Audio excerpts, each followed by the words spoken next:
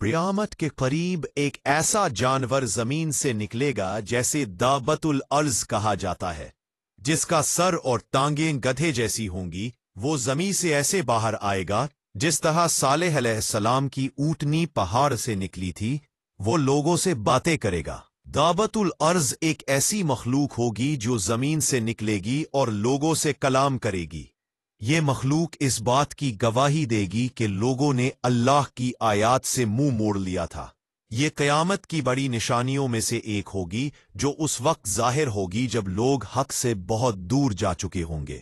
اس کے ہاتھ میں ایک عصا ہوگا جو چمک رہا ہوگا اور ایک انگوٹھی جو اس کی انگلی میں جگمگا رہی ہوگی۔ وہ ہر شخص کے پاس جائے گا، مومن کے چہرے پر عصا سے نشان لگائے گا جس سے اس کا چہرہ نور سے جگمگا اٹھے گا۔ کافر کے چہرے پر وہ ایک سیاہ نشان لگائے گا جس سے اس کا چہرہ سیاہ ہو جائے گا۔ حدیث کے مطابق دابۃ الارض کے ہاتھ میں حضرت سلیمان علیہ السلام کی انگوٹھی اور حضرت موسیٰ علیہ السلام کا عصا ہوگا۔ وہ مومن کے چہرے کو روشن کرے گی اور کافر کے چہرے پر نشان لگائے گی تاکہ لوگوں کے ایمان اور کفر کی پہچان ہو جائے۔